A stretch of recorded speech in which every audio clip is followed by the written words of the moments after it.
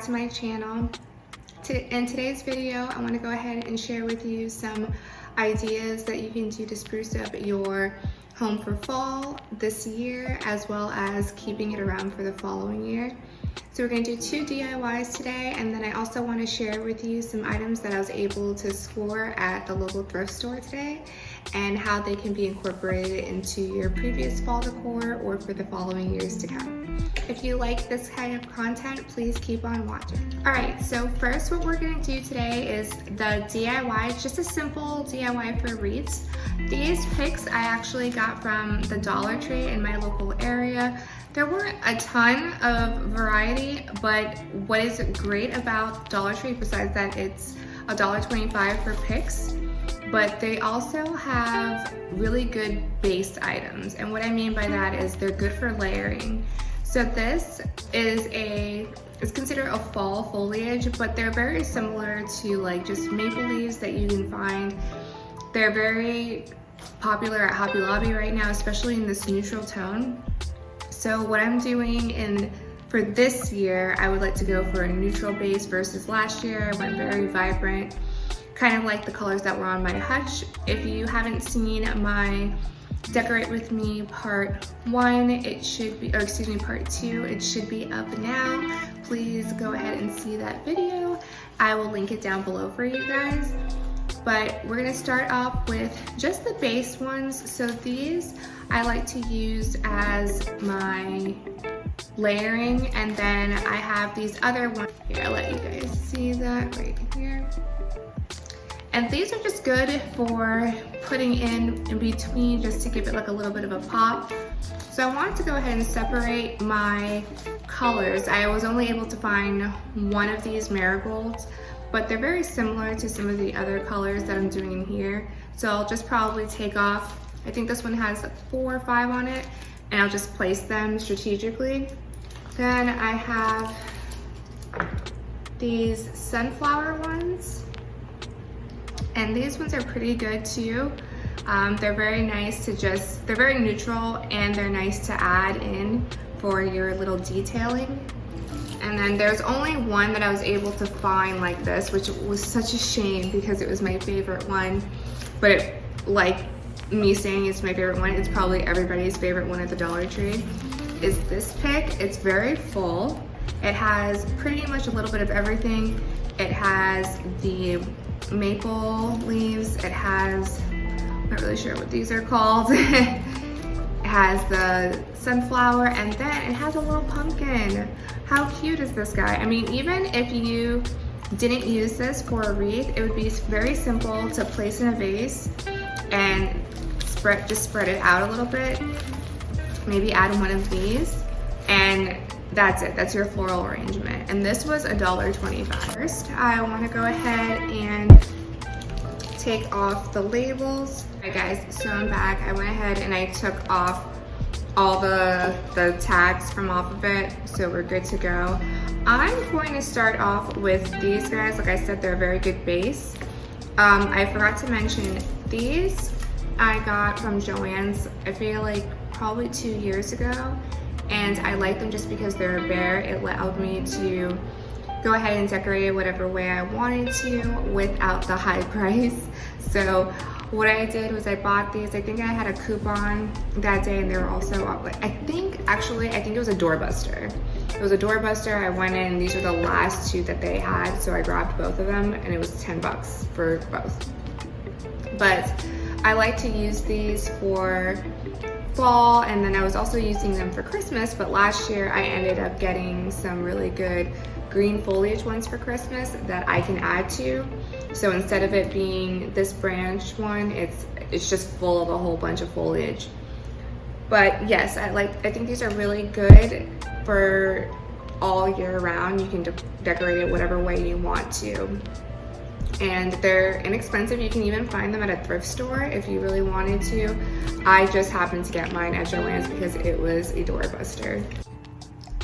All right guys, so I'm gonna start off by putting my base layer on my wreath, and I'm gonna start filling it in with the florals. I already cut them so that way they're off of the stem. It's just I guess like the floral portion. I did cut them a little bit longer just because in the event that I want to use them in a vase or anything, I still have the capability to. So like that, it's actually pretty cute.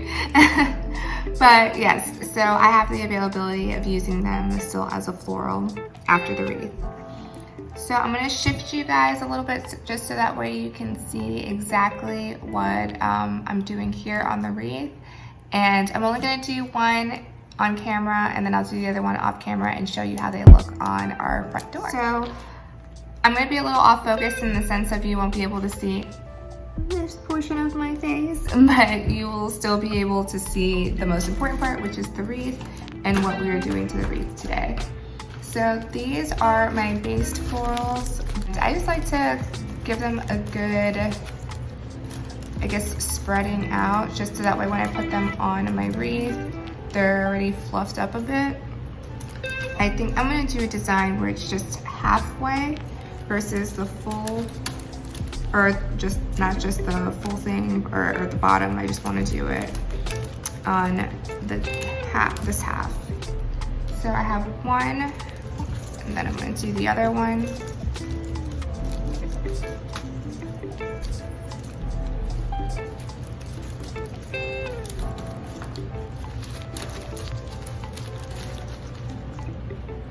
I'm gonna go start to just add to fill in. So I have a lot of these, and they're a nice pop of color.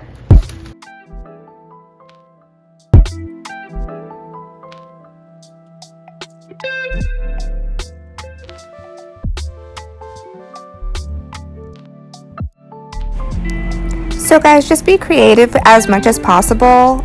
You can pull these out. Like I said, they're not hot glued down. And I really like the fact that they're not hot glued because I can take them off with ease off of the wreath, and I can use them for other portions of my decor if I want to next year. So just get creative, do exactly what you want, enjoy this process. It's a lot of fun.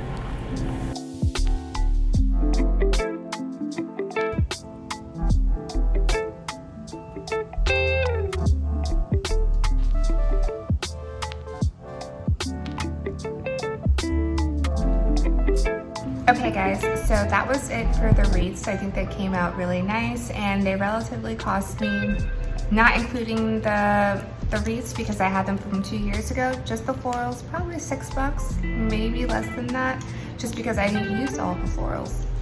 So our next DIY is going to be is essentially a dupe for the one that I had saw off of Pinterest / Etsy. I will put a picture of it here or here, and it's pretty much this Halloween like wooden slab, you know, like the dead tree wood slabs, and it has a ghost on it. And I was like, oh, this is really cute, I love it. It would be really nice to just have propped up and as like a little bit of a backdrop for when I actually decorate for Halloween. I looked at the price on Etsy. It's $160. $160. I'm like, I got this guy for $6.99. $6.99. Pretty big one. They had a smaller one, but I was like, well, go big or go home, right? Like, we're gonna do this DIY / dupe. We are definitely gonna do it. There's no sleeping on it. So I have my wood slab, and I have 2 types of paint, black and white. I got these at the dollar spot last year at Target. They were $1, never used them, so was in my arsenal. I also have a paintbrush and a, what is it, colored pencil? Yes, colored pencil. I've been out of school, guys. Colored pencil, just to trace out the outlining for the ghost. And then I have Mod Podge, and this is just if I really want to. I really don't think I need to seal it because it should be fine. But I'm gonna use, this is just an if. I'll let you guys know if I actually use it. But for now, we are going to use these 2 babies and our wooden slab, and I am going to draw the picture of the ghost first and see how that comes out. I'm gonna be using my laptop. Hopefully this goes well, guys.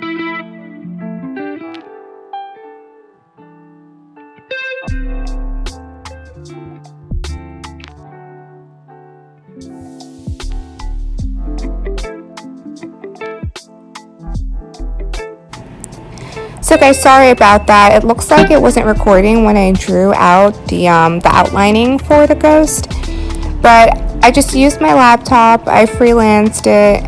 I mean, it's not going to be 100%, but it's art, right? So it's subjective. So here I'm just going ahead and I'm outlining it first with the black paint. I figured at least let me get the border and the background painted first, so that way it can start to dry, and then I can work on my on the inside of the ghost. So I'm just painting this whole back portion black with my paintbrush. It's nothing special. I just got this at the Dollar Tree. It comes like in a pack. If you can see the little green ones, I had this red one from before, and then I just purchased the green ones recently because I think I used them for like another project that I had. Oh yeah, when I was etching glass. By the way, if anybody wants to learn how to etch, just let me know. It's super easy. I think the only thing that is difficult or throws some people off is that you have to be careful with the acid, but it's pretty simple. You just got to be careful, wear gloves and so forth. But yeah, so now I'm finished off with that. I'm going to take some white and I'm going to go ahead and start painting the inside of the ghost. I didn't want to do 2 layers because when I did this right here, like just the top portion, it was kind of see-through-ish, and I was like, oh, that's kind of cool. It kind of reminds me exactly of a ghost. So I decided to just only do 1 coat on here and then start doing the detailing for it.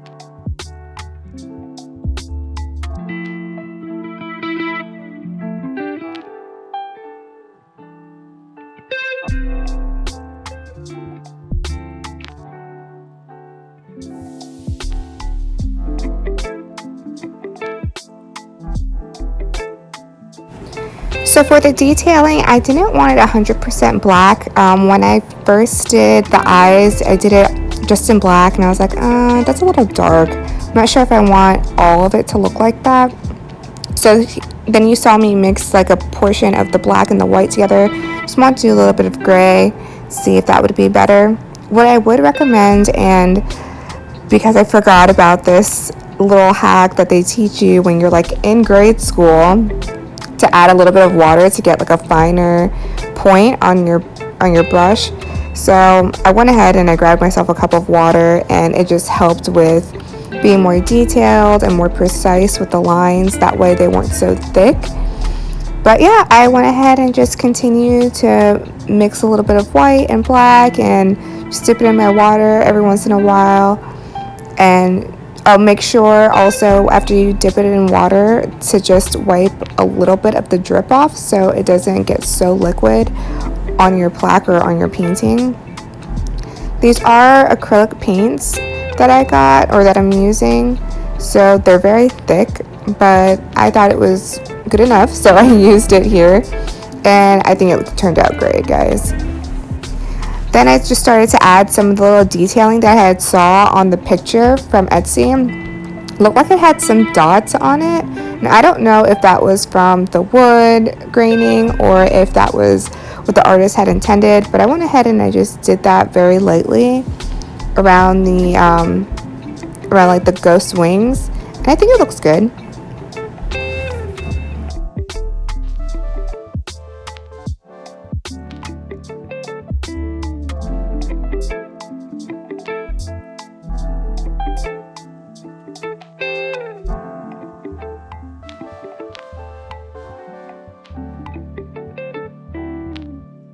Alright guys, so we're at the end of the video and I have one last thing to share with you guys. We completed our 2 DIYs for today, the wreath and this little guy back here I am super impressed with. I actually love it. I think it's my favorite out of today's video.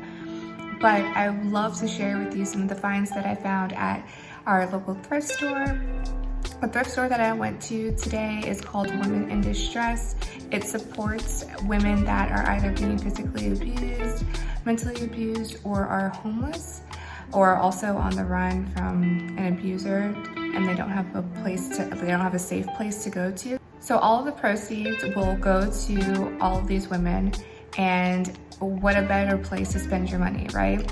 So I know it's kind of like a broken record, but what I found today were these 3 amazing books, like in good condition. So for Halloween, since we are getting close, I had found this one, and I am a fictional reader. I love to read fiction, I love to read horror, mystery, suspense. That's the realm of fiction or books that I like to read. That is my genre. So when I found this one, 14 Ways to Die, I was like, okay, what's that? It's close to Halloween. Let's see what it's about. So the synopsis: when Jess was 7, her mother was murdered by the Magpie Man. She was the first of his victims, but not the last. 10 years later, the killer is still at large, and Jess applies to appear on an internet reality show in which she'll be filmed once a week for a whole day. All her social media, every text, and all her personal interactions will be seen by viewers. She knows this is her chance to remind the public of what she has lost and to finally find the vital clue that will lead her to her mother's killer. When the show starts airing, Jess becomes public property and her life is an open book, just waiting to be read. When the anonymous text messages start and Jess begins to realize that the Magpie Man is watching her every move. Told in short, intense chapters, Jess's story is about risking everything to uncover a killer before he can strike again, even if she might be his next victim. And that says, you have to murder at least 3 people to be called a serial killer. The Magpie Man is looking for his 14th victim. That line is what actually got me. I was like, okay, interesting. But yeah, I plan on starting to make this my little book to read during the spooky season. And the other 2 that I had found, and this one, it's not really Christmas, Halloween, anything. It's just, it was my favorite cartoon to watch when I was growing up. And I don't know if it was nostalgia that I liked about the cartoon. Honestly, I don't know, but I loved it. And it's called The Secret Garden. So I found this little book. It's one of the miniature books, and it was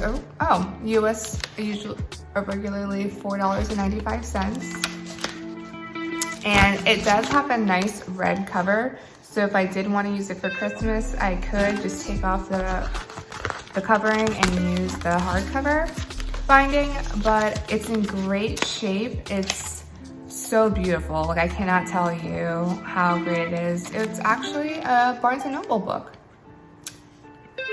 Interesting. But yeah, it's really nice. I love this story. I'll give you the synopsis of this one as well. The handsome volumes in the collector's library presents great works. Oh, that's not the synopsis. Let's see. Here we go.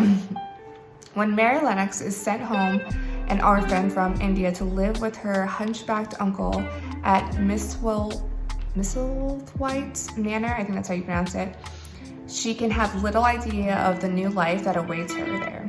She arrives a sour-faced, sickly little madam with a furious temper, but through her friendship with local Yorkshire lad Dickon, and their discovery of a secret garden, soon becomes a happy and healthy girl. She shares her newfound love with her sickly cousin Colin, and together the 3 children restore the garden to its former glory. Between them, they work their magic on the garden, and in turn the garden works its magic on the children and everyone around them. Enchanting and illuminating, The Secret Garden is a richly imaginative story about the potential for transformation. Oh my gosh, there's a cute note in here from someone that gave this to their daughter. Oh my gosh. Christmas 2006. Dear Rebecca, I don't want to say the last name. As I get older, I want to give your children, some keepsakes. I am remembering what has meant a lot to me. My father gave me a book of poetry on my 12th birthday. It was 6 months before his very unexpected death. I love this handwriting on the first page. In memory of him, your grandfather, and then it says his name. I am giving you this classic book as a first of what I hope will be many more keepsakes. Love, Mom. I love that. Like, that honestly is bringing a little bit of tears to my eyes. I'm not gonna lie. But honestly, if you've never read the book, it's a really good book. If you've never seen the cartoon, it's also a really good cartoon. And then you can remember how sweet it is to write your children notes for keepsakes. I mean, how adorable. Okay. And then lastly, the one that I got that can be used in Christmas is A Christmas Carol. I mean, this is in great shape. It was so much better than, if you watched my last video, I showed you that I had found these old Winnie the Pooh books. They were written all throughout. I mean, it was given to a child and the child just scribbled throughout the book. I mean, it just sucks, but I love Winnie the Pooh so much, and I loved those books that even though I left and I never got them, and then when I went back to that same thrift store and I found them, I was just like, you know what, I'm gonna buy them because I feel like it's telling me something. So I got them and they're sitting in my hutch back here. But A Christmas Carol by Charles Dickens, it is leather bound, guys. Leather bound. It is absolutely gorgeous. From everything, the gold pages, it's just beautiful in here. Nothing written on whoever had this book, as well as A Secret Garden. Honestly, all of these books were very taken care of well. So in The Christmas Carol, there is another note on here. May the joys of Christmas and the hopes of each new year always be with you. And then it says love on the person that wrote in. It says Christmas Day 2011. I'm dying. All right, before this video gets too long, this is the final pick that I got for the day, and I think it might be my favorite. Well, I don't know. I really love the books too, so I don't know. Everything is my favorite. Is this originally priced at $1? The books didn't have a price on it, so I couldn't tell you, but it was originally priced for $1. Today, when I went, I guess Wednesdays are Senior Citizen Day, 35% off if you're a senior citizen. And I get to the register and I'm like, okay, $1. I really don't know how much the books are, but they're in really great shape and I'm not gonna walk out without them. So I see her start to ring up everything, and I think it came to like $5, and I had 3 singles and a 20, and I was like, okay, well, whatever, I'll just break my 20. And then she puts the discount in for me, and my total for 3 books and this glass amber wine bottle is $2.44. I mean, the thrift store is a hit and miss. Like, you're not always going to be able to find what it is that you're looking for, but it's nice to just go in and look, because honestly, this ended up being 65 cents, where I got these vases from Hobby Lobby. This one was $4.99, 50% off, and I'm not entirely sure how much this one was, but it was probably around the same realm of price of this one. And I'm gonna be honest with you, having these side by side, you honestly wouldn't know the difference, but putting them out on your decor and just letting it, all the amber put together, it's absolutely beautiful. And I think that being able to go to thrift stores and seeing what they have to add to your collection already versus just getting what's new and out there right now, there's a lot of story behind thrifted items, like how you saw that I read those 2 notes that were left in those books. I just think that there's always story and character to what we get at a thrift store versus what we can get at a home box store or commercialized store. But guys, that is gonna be it for this video before I continue to ramble on. If you love this video and you love this content, please give this video a thumbs up. I noticed that you guys did like my last decorate with me. Do not hesitate to hit that notification bell because my third and part 3 video will be coming out shortly and I don't want you guys to miss it. So in addition, Halloween's coming up, Christmas is coming up, guys. We're gonna have so many more DIYs that I don't want you guys to miss it. So please come back, hit the like button, the subscribe button, the notification bell button, so you can get all the new content that I set out for you guys. I really appreciate you guys stopping by today, and I can't wait to see you in the next one. Bye.